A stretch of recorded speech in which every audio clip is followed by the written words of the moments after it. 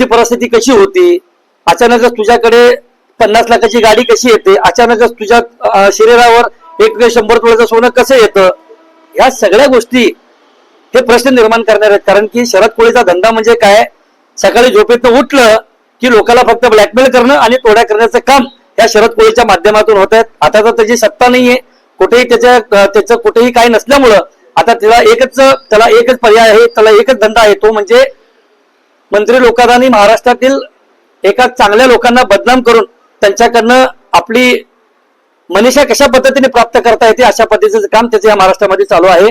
राष्ट्रवादी युवक काँग्रेसच्या माध्यमातून मी मिरज येथील डीनला भेटून मी त्यांना एक पत्र देणार आहे की ह्या मातेपुरीचा बंदोबस्त करावा आणि येणाऱ्या काळामध्ये जरी कुठल्या पक्षाने त्याचा बंदोबस्त केला नसेल तर राष्ट्रवादी युवक काँग्रेसचा अध्यक्ष म्हणून मी स्वतः त्याला मिरज येथील मेंटल हॉस्पिटलमध्ये दाखल करण्यासाठी मी 100% प्रयत्न करणार आहे.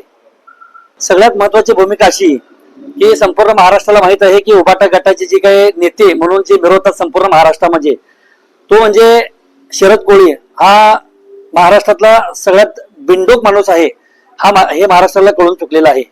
पहिली गोष्ट अशी की त्या माणसाचा उगम कसा झाला ह्याचा जर विचार करायला गेलं तर तो माणूस हा ऑलरेडी वाळू तस्करी मधलाच हा एक जाणकार माणूस आहे.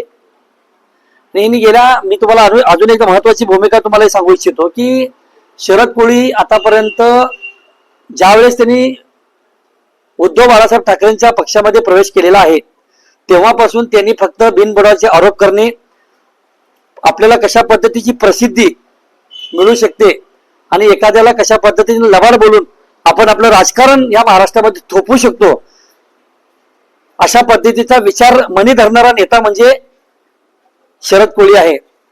मी प्रसार माध्यमावर त्याची मुलाखत पाहिली. अगोदर त्याची मुलाखत पाहत असताना मी त्याची मुलाखत ऐकता मला हसू आलं. कारण की आतापर्यंत त्यांनी जेवढे आरोप या महाराष्ट्रातल्या नेत्यांवर केले ते कोणतेही आरोप या ठिकाणी सिद्ध झालेले नाहीत. दुसरी गोष्ट अशी की राज्याचे कृषी मंत्री सन्माननीय दत्तात्रय मामा भरणे यांनी त्यांना मारण्याची सुपारी दिली अशा पद्धतीची मुलाखत देखील त्यांनी दिली. मी तुम्हाला सांगू इच्छितो त्याला जर सुपारी देण्याचं काम जर मामाने केलं असेल आणि त्याच्यावर जर घात झाला असेल, त्याच्यावर जर हल्ला झाला असेल तर प्रशासन त्या ठिकाणी खंबीर आहे ना. दुसरी गोष्ट अशी की त्यांनी सांगितली की माझ्या हितचिंतकांनी मला सांगितलं की बाबा दत्तात्रय मामा भरणीने तुम्हाला मारण्याचा कट रचला गेला आहे. अरे बाबा, जो माणूस संविधानाच्या जोरावर लोकांच्या आशीर्वादाने आतापर्यंत त्यांनी अनेक अशा लोकांना त्यांनी निवडणुकीतून पराभूत केलेला आहे, जो माणूस या महाराष्ट्रामध्ये स्वच्छ निर्मळ आणि प्रशासनावर एक चांगल्या पद्धतीची पकड असणारा जनतेचा सेवक म्हणून ज्यांची ओळख या संपूर्ण महाराष्ट्रामध्ये आहे ते म्हणजे दत्तात्रय मामा भरणे आहेत. दत्तात्रय मामांना भरणेंना आरोप करून बिनबुडाचे आरोप करून त्यांनी एक प्रकारची राजकीय पोळी भाजण्याचं काम केलेलं आहे. त्याचा मी प्रथमतः राष्ट्रवादी युवकचा अध्यक्ष म्हणून मी निषेध करतो. राहिला विषय शरद कोळीच्या बाबतीमध्ये, शरद कोळींनी आतापर्यंत अनेक अशा नेत्यांना बदनाम करण्याचं काम केलेलं आहे. या सोलापूरमध्येच नव्हे तर सोलापूरच्या आसपासच्या तालुक्यामध्ये देखील, महाराष्ट्रामध्ये देखील त्यांनी अनेक वाळूच्या ज्यांना कॉन्ट्रॅक्ट मिळाले अशा अनेक लोकांना ब्लॅकमेल करून त्यांच्याकडून तोडीच्या स्वरूपामध्ये अनेक असे कोट्यवधीची माया त्यांनी जमवली गेलेली आहे. मला एक त्यांना प्रश्न विचारायचा आहे की बाबा, तू आतापर्यंत तुझा जन्म कसा झाला, तुझी परिस्थिती कशी होती, अचानकच तुझ्याकडे 50 लाखाची गाडी कशी येते, अचानकच तुझ्या शरीरावर 100 तोळ्याचं सोनं कसं येतं, ह्या सगळ्या गोष्टी हे प्रश्न निर्माण करणार आहेत. कारण की शरद कोळीचा धंदा म्हणजे काय, सकाळी झोपेतनं उठलं की लोकांना फक्त ब्लॅकमेल करणं आणि तोड्या करण्याचं काम या शरद कोळीच्या माध्यमातून होत आहेत. आता तर त्याची सत्ता नाहीये, कुठेही त्याचं कुठेही काही नसल्यामुळं आता त्याला एकच पर्याय आहे, त्याला एकच धंदा आहे, तो म्हणजे मंत्री लोकांना आणि महाराष्ट्रातील एका चांगल्या लोकांना बदनाम करून त्यांच्याकडनं आपली मनीषा कशा पद्धतीने प्राप्त करता येते अशा पद्धतीचं काम त्याचं या महाराष्ट्रामध्ये चालू आहे. दुसरी गोष्ट अशी की अगोदर शरद कोळीने मराठी बोलायला शिकलं पाहिजे.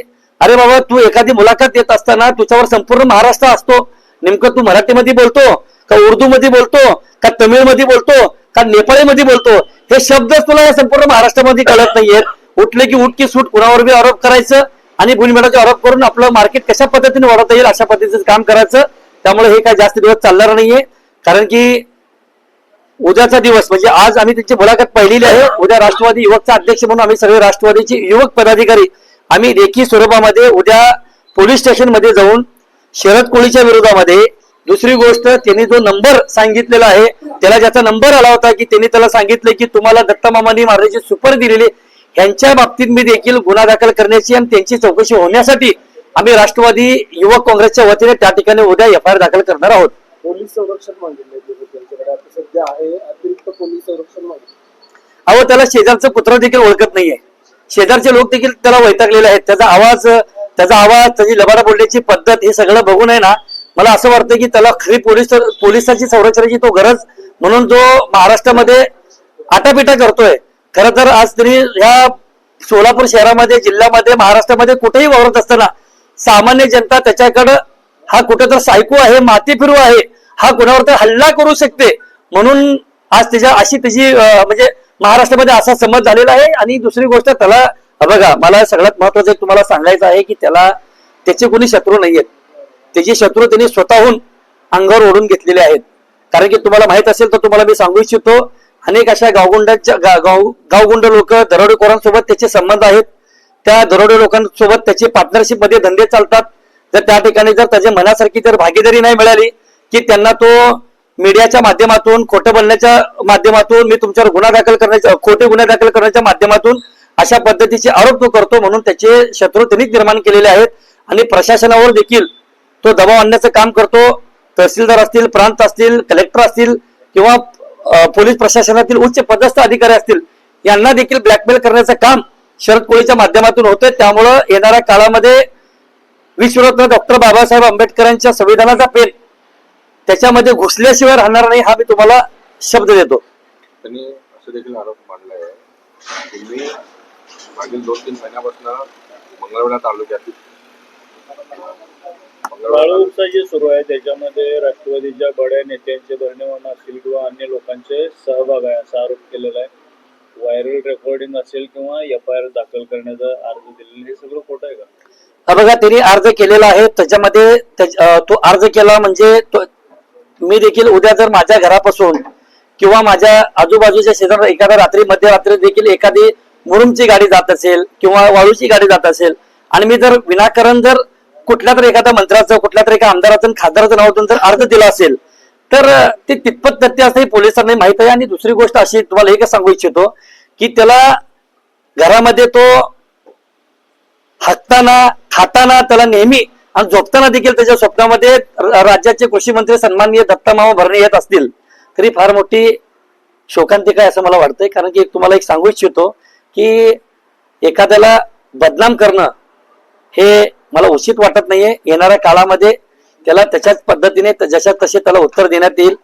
एखाद्या महिलांवर देखील एकेरी शब्द बोलणे, अशल म्हणजे अपमानास्पद कुठेतरी शब्द वापरून एखाद्याचं मानहानिकारक अपमान करणे, हे देखील प्रकार त्याच्या हातून घडलेला आहे. तुम्हाला माहित असेल ह्या सोलापूर लोकसभेचे खासदार सन्माननीय प्रणितीताई शिंदेच्या बाबतीत देखील एकेरी उल्लेख करून त्यांच्यावर अपमानास्पद शब्द त्यांनी उच्चारून देखील त्यांचा अपमान केला गेला होता.